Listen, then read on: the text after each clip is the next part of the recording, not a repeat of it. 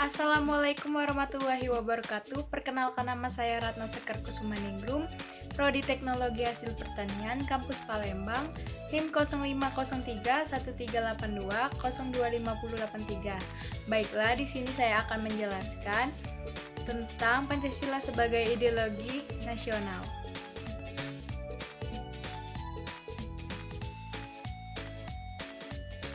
Pengertian Pancasila sebagai ideologi nasional. Pancasila adalah pedoman hidup dalam bernegara sesuai dengan arti Pancasila sendiri, panca yang berarti 5 dan sila yang berarti dasar. Ideologi sendiri berasal dari bahasa Yunani. Ideo berasal dari kata idea yang berarti dasar dan logi berasal dari kata logos yang berarti ilmu. Maka ideologi adalah cara pandang yang bertujuan untuk mewujudkan cita-cita sebagai masyarakat Indonesia. Maka kita paham bahwa mengapa Pancasila dijadikan sebagai dasar negara, karena setiap butirnya mengatur dan dapat dijadikan cita-cita atau visi misi dalam bernegara. 1. Gerakan reformasi dan ideologi Pancasila. Secara harfiah, reformasi memiliki arti suatu gerakan untuk memformat ulang, menata ulang, atau menata kembali hal-hal yang menyimpang untuk dikembalikan pada format atau bentuk semula sesuai dengan nilai-nilai ideal yang dicita-citakan rakyat. Suatu gerakan reformasi memiliki kondisi syarat-syarat, yakni 1. Suatu gerakan reformasi dilakukan karena adanya suatu penyimpangan-penyimpangan. 2. Suatu gerakan reformasi dilakukan harus dengan suatu cita-cita yang jelas landasan ideologis, yaitu Pancasila. 3. Reformasi dilakukan dengan berdasarkan pada suatu kerangka struktural, yaitu Undang-Undang Dasar. 2. Pancasila sebagai dasar dan cita-cita gerakan reformasi di Indonesia. Pancasila sebagai pandangan hidup bangsa Indonesia dalam perjalanan sejarahnya nampaknya tidak diletakkan dalam kedudukan dan fungsi yang sebenarnya.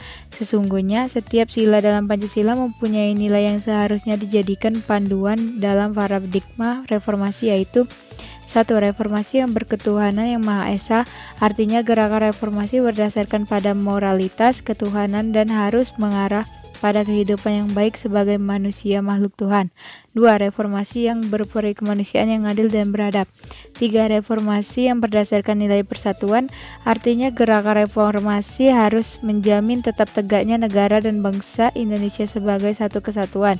4. Reformasi yang berakar pada asas kerakyatan, artinya seluruh penyelenggaraan kehidupan berbangsa dan bernegara harus dapat menempatkan rakyat sebagai subjek dan pemegang kedaulatan. 5. Reformasi yang bertujuan pada keadilan sosial bagi seluruh rakyat Indonesia. Maka sudah semestinya agenda reformasi dikembalikan kepada hakikatnya atau semestinya dengan menjadikan Pancasila sebagai dasar pijakan agar cita-cita reformasi tidak semakin jauh melenceng dari relnya. Karena bagaimanapun atau negara yang sejahtera merupakan muara akhir dari pergerakan reformasi yang ada di Indonesia. B. Pancasila sebagai paradigma pembangunan hukum. Ideologi Pancasila sebagai paradigma pembangunan nasional di bidang pertahanan dan keamanan telah diterima bangsa Indonesia sebagaimana tertuang dalam Undang-Undang Nomor 3 Tahun 2002 tentang Pertahanan Negara. Undang-undang tersebut menyatakan dengan tegas bahwa pertahanan negara bertitik tolak pada falsafah dan pandangan hidup bangsa Indonesia untuk menjamin keutuhan dan tetap tegaknya Negara Kesatuan Republik Indonesia yang berdasarkan Pancasila dan Undang-Undang Dasar 1945. Ditetapkannya Undang-Undang Dasar 1945 sebagai landasan konstitusi negara Indonesia bermakna bahwa NKRI telah memiliki sebuah konstitusi yang di dalamnya terdapat pengaturan 3 kelompok materi muatan konstitusi, yaitu 1. Adanya jaminan terhadap pelindungan terhadap HAM atau hak asasi manusia. 2. Adanya susunan ketatanegaraan negara yang jelas dan mendasar. 3. Adanya pembagian dan pembatasan tugas-tugas ketatanegaraan yang juga jelas dan mendasar. 1. Pancasila sebagai paradigma reformasi hukum. Pancasila merupakan cita-cita hukum, kerangka berpikir, sumber nilai, serta sumber arah penyusunan dan perubahan hukum positif di Indonesia. Reformasi pada dasarnya adalah untuk mengembalikan hakikat dan fungsi negara, yaitu melindungi bangsa dan negara dan seluruh tumpah darah. 2. Pancasila sebagai sumber nilai perubahan hukum. Pada prinsipnya, Pancasila lahir atas dasar pemikiran yang mendalam. Suasana kebatinan yang mendalam dirasakan oleh para pendiri bangsa ini ketika merumuskan Pancasila sebagai dasar ideologi negara. Lahirnya Pancasila sebagai ideologi nasional merupakan penerjemahan dari segenap cita-cita, aspirasi, dan keinginan segenap warga negara Indonesia. C. Pancasila sebagai ideologi yang reformatif, dinamis, dan terbuka. Sifat reformatif yang dimiliki oleh Pancasila sekaligus juga menunjukkan bahwa Pancasila bersifat dinamis. Dikatakan bersifat dinamis karena Pancasila tidak disusun dalam nilai-nilai yang kaku dan senantiasa mampu melakukan perubahan sesuai dinamika kemasyarakatan. Pancasila juga merupakan ideologi yang terbuka. Pancasila dikatakan terbuka karena berisi ide dasar dan tidak dijabarkan dalam konsep operasional yang kaku. Pada konteks inilah, keterbukaan Pancasila dapat dilihat sebagai tersedianya ruang bagi setiap warga negara untuk berdialog dengan ideologinya sesuai perkembangan aspirasi yang ada. Keterbukaan ideologi Pancasila bukan berarti mengubah nilai-nilai dasar yang dikandungnya, melainkan mengaktualisasi wawasannya secara lebih konkret. Atau dengan kata lain, nilai-nilai Pancasila dapat dikembangkan berdasarkan perkembangan dinamika yang ada dan tuntunan perkembangan zaman. Berdasarkan pengertian tentang ideologi terbuka tersebut, nilai-nilai yang terkandung dalam ideologi Pancasila sebagai ideologi terbuka adalah sebagai berikut. 1. Nilai dasar, yaitu hakikat kelima Pancasila, yaitu ketuhanan, kemanusiaan, persatuan, kerakyatan, keadilan. 2. Nilai instrumental, yang merupakan arahan, kebijakan strategi, saran, serta lembaga pelaksanaannya.